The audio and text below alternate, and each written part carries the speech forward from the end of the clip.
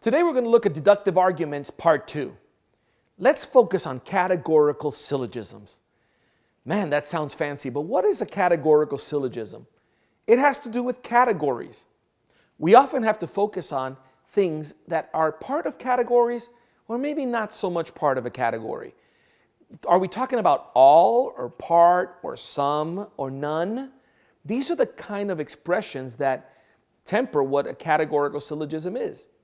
There's 4 parts to the categorical syllogism. So let me give you a premise, and then I'll show you how each part plays a role in that premise. We'll go back to our Socrates example. All men are mortal. There's a premise for you.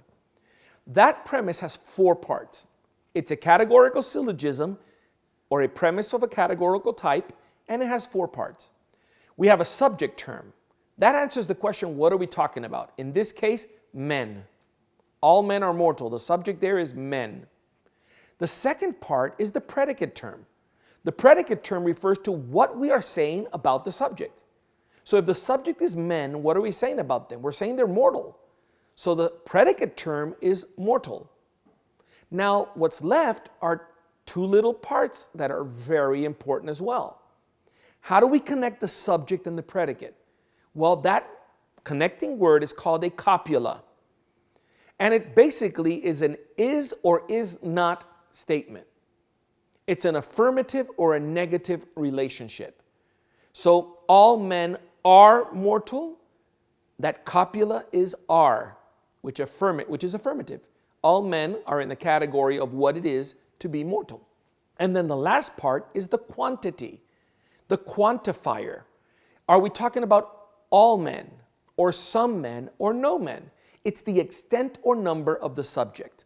In this case, all men are mortal. All is the quantifier. So let's review very quickly.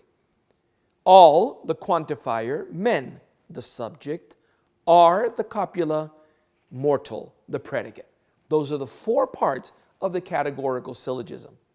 Now, if you think about it, there are 4 types of categorical syllogisms.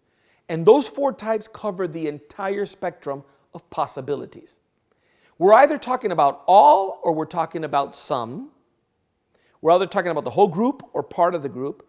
And then they either are or are not related.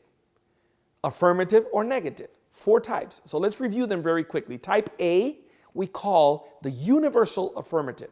That is a statement where you're talking about all, universal, and the relationship to the predicate is the word is or are.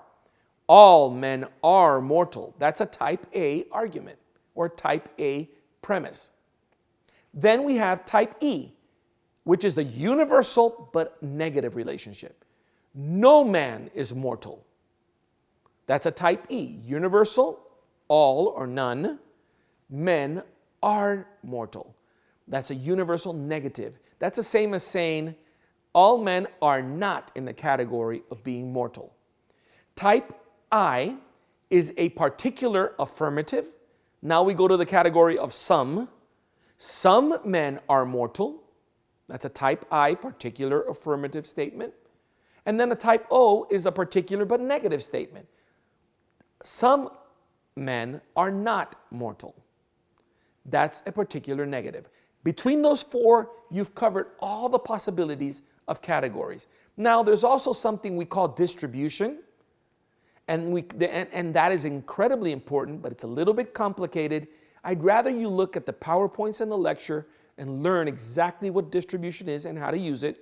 We're going to come back to it later in other lessons. There are also 6 rules on how to use categorical syllogisms. See chapter 6 and the lecture PowerPoint and study those and become familiar with them.